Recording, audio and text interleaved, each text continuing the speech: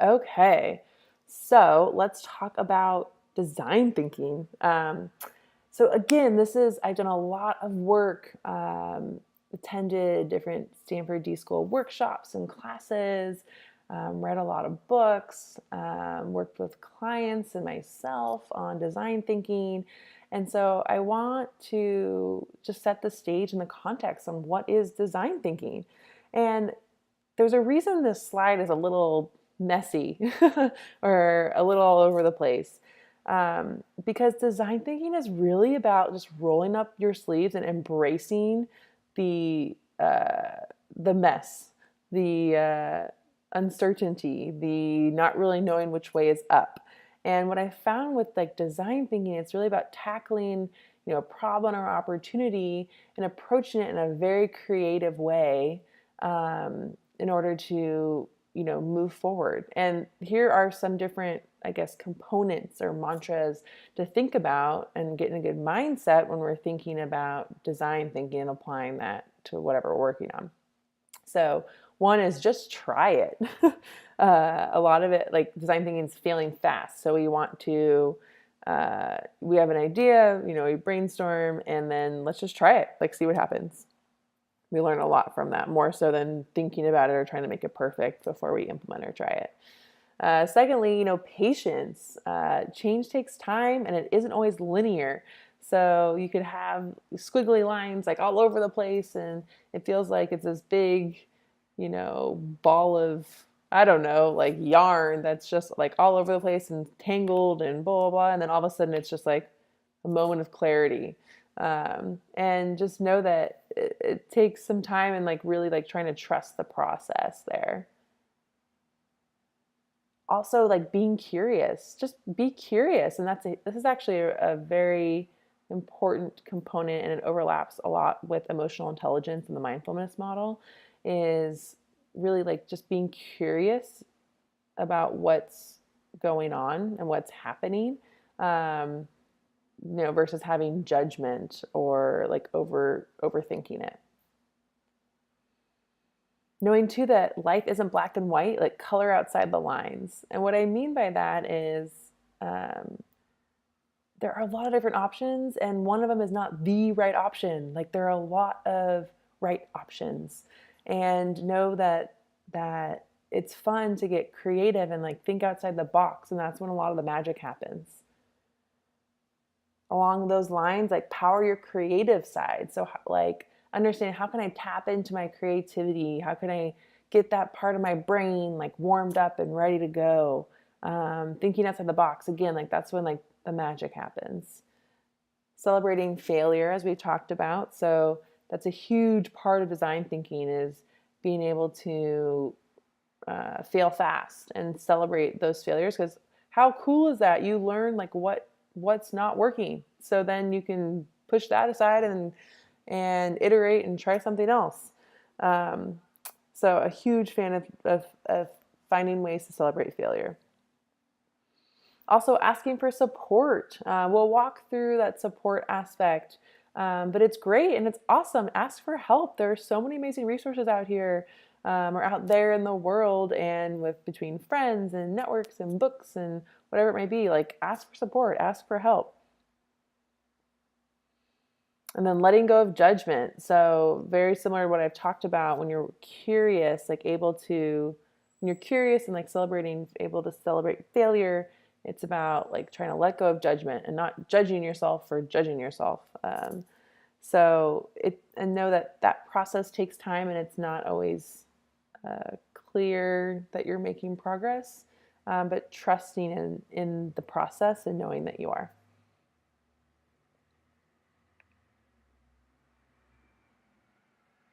So to bring it together a little bit more, there are four main phases that I think about around design thinking. So this will be really helpful when we set a specific goal for ourselves.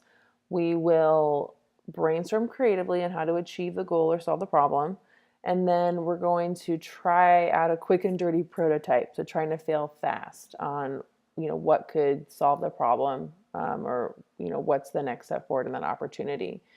Um, And then we're going to iterate quickly. So we'll learn very quickly from prototyping, and then based on what went well, what didn't go as well, iterate on the next version of that prototype.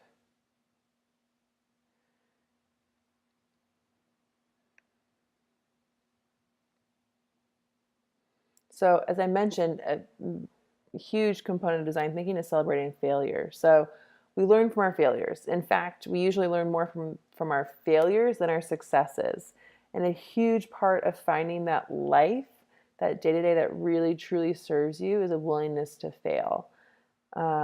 It's, I like to ask the question of like, why not go big? Like, why not go for it? And a question I always ask myself to keep myself honest in decision making, and one that really resonates with me, is what would you do if you knew you couldn't fail? And for me, it's a great way to keep myself accountable and making sure I'm not holding myself back because I am afraid of failure. And honestly, like that's how Kirby Method was born. And knowing that, hey, like I know I want to do this. I know I want to help athletes figure it out. And there's not a lot out there to help athletes figure it out. So I really encourage you to like take a minute right now. What would you do if you knew you couldn't fail? Write down whatever comes to mind. It could be career related. It could be like where you live. It could be your relationship with your mom, or a friend or partner. Like what would you do if you knew you couldn't fail?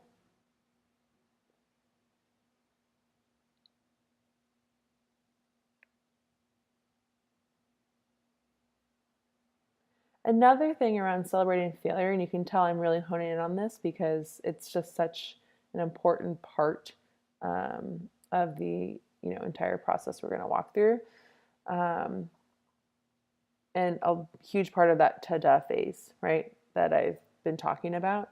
So I want to practice, take a couple moments to practice. So want to ask yourself, what's one failure you could celebrate that's happened this week?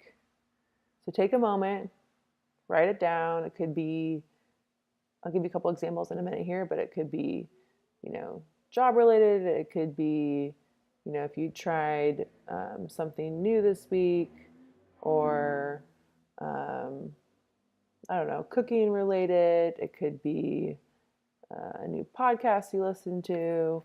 But write down one failure you could celebrate that's happened this week. And then I want you to write down, and what would you try differently next time?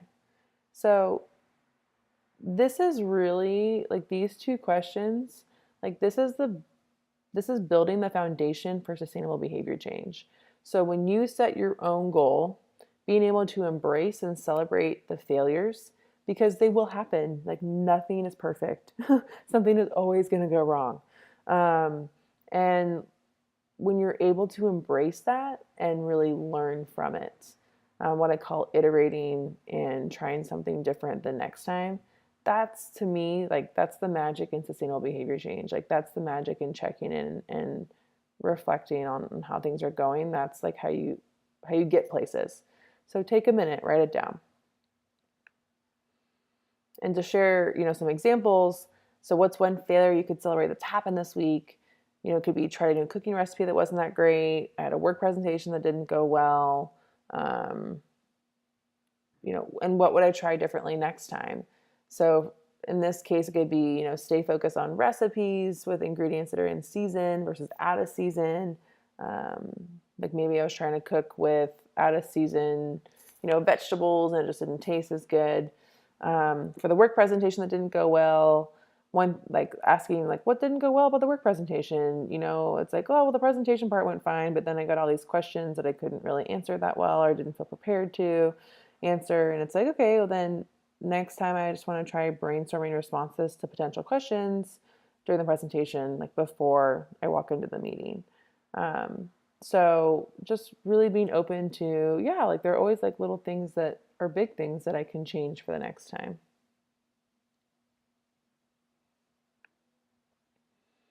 So the other huge component that I've been talking about with design thinking is powering your creative side. So there are a lot of different ways, and I learned this through my different work roles. But we would do these amazing brainstorming sessions. And we'll really be exploring the creative side when we get to designing like 3 different lives and meeting your 8-year-old self and all these really fun things. But creativity is amazing for problem solving, and I think it just makes things fun and it's light.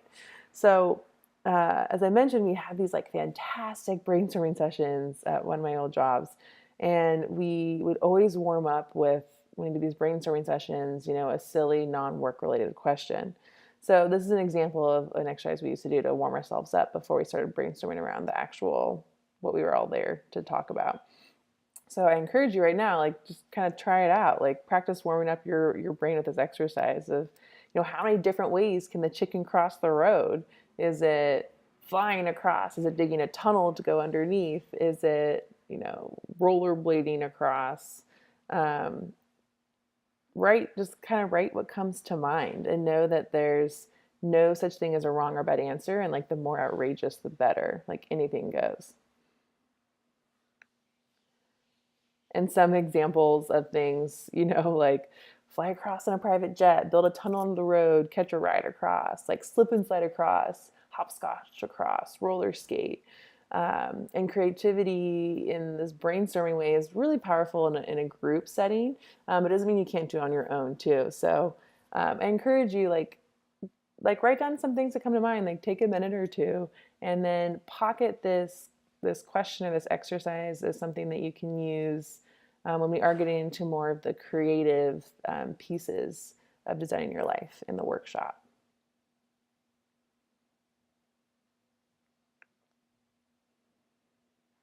Okay, so let's talk about some of our exercises for this week. So one is called the scoreboard of life. And so this is all about exploring and being aware. So the goal is to really get an idea of where you want to start in designing your life. So we're not going to, try to cover every area and every goal in this workshop. What we're going to do is break it down and understand where we want to start with the focus. So we can start by taking a really high level look at our current lives. So there's 4 different areas that I want you to look at, and there's a worksheet that you can download that I encourage you to do so. And you can walk through this with me, either with the video, or you can or take more time after you're done watching the video. But so we have 4 different areas, and I want you to rank on a scale of 1 to 10 how full your life is in each of these areas. So 10 being very full, 1 being not so full. And I don't want you to overthink it. Like this is supposed to be a little vague on purpose, and to find how you want to define it or kind of what comes up for you. So I want you to rank. So start with health, right? And say, how full is my life in this area on a scale of 1 to 10? Like what comes to me? And then ask yourself, what's going on in this area in health that makes health full or not so full? And then asking yourself, what are potential opportunities in each area? Noticing that maybe health, I'm ranking myself only like on a 5 out of 10. What are some potential opportunities that I could work on through like this workshop or in general? And so to walk through each of these, so when I think about health, I'm thinking about general health. So this could be like stress levels, your physical health, your mental health, etc. When I think about work, thinking about career, full-time job, how full does it feel? Is it rewarding? Like what really comes to mind for you? And then play, it's all about like adult play time, like recess. Like what do you do? Like what do you do for fun? It's, in my opinion, and the research has shown, like a very important part of life to be able to play. And then lastly, love. So this could mean a lot of different things, but thinking about friends, family, significant others, love for yourself. Again, this is a bit nebulous for a reason, and I just want to see what comes up for you. So download the worksheet, take a look, and I want you to rank on a scale of 1 to 10 how full your life is in each of these areas, and then do a little bit of reflection on that.